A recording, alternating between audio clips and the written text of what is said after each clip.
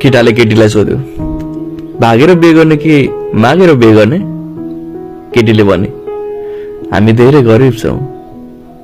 मेरो बुवाले बिहेको खर्च धान्न सक्नुहुन्न र म मेरो बुवा आमाको धेरै सम्मान गर्छु। त्यसैले मर्छु तर भागेर बिहे गर्दिन। तर तिमी मेरो बुबा आमासँग कुरा गर्न सक्छौ, अगाडि उहाँहरूको इच्छा। त्यसमा मलाई कुनै समस्या छैन। मलाई दाइजो चाहिएको होइन। तिमी भन्छौ भने म तिम्रो बाबा आमासँग कुरा गर्छु। केटा केटीको घर जान्छ र बिहेको कुरा गर्छ। केटीको बुवाले भन्छन्, मसँग 1000 रुपैयाँ मात्रै छ, यति पैसाले कसरी बिहे गराइदिऊ? केटाले भन्यो, बिहे 1000 मा पनि हुन्छ। म भोलि आउँछु मेरो परिवारलाई लिएर। अर्को दिन केटा आफ्नो परिवार सहित आउँछ अनि सबैजना उसको गाडीमा बस्छन्।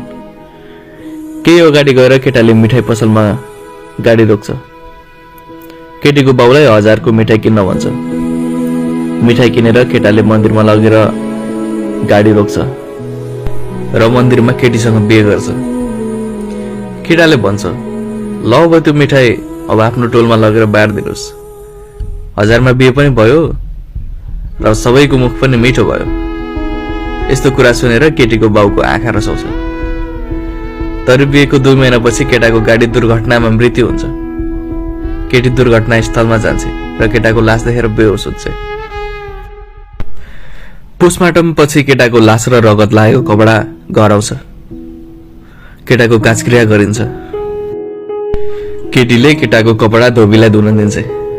धोबीले भन्छ, बहिनी यो कपडा फालिदेऊ, यो कपडा अब बेकार छ। तर केटी भन्छ, भयो म आफै धुन्छु। यो कपडा उहाँको यादको रूपमा म आफूसँग नै राख्नेछु सधैँ। केटीले आफै त्यो कपडा धुन्छ, तर त्यसबाट रगतको दाग गएन। साँझ जब केटी सुती, उसले सपनामा एकजना बुढी आइमाईलाई देखी र डराएर उठी। अर्को दिन फेरि त्यो लुगा धोई, तर पनि त्यो रगतको दाग गएन। फेरि सुती र फेरि पनि सपनामा त्यो बुढीलाई देखी। सपनामा त्यो बुढीले भने, यो रगतको दाग यत्तिकै जाँदैन। यो क्रम 1 हप्तासम्म चल्दै गयो। केटीलाई अब सुत्न नै गाह्रो भइसकेको थियो। तर 8औं दिनमा केटीको घरको घन्टी बज्यो। केटीले ढोका खोली र डरले एकदमै जोडले चिच्याए। त्यो सपनामा आउने बुढी उसको अगाडि थिए। बुढीले भने, नडराउ नानी, म जान्दछु कि तिमी त्यो कपडामा भएको रगतको दाग नगएर चिन्तित छौ, तर त्यो दाग यति सजिलै जानेवाला छैन, किनकि तिमीले साबुन नै गलत प्रयोग गरिरहेकी छौ।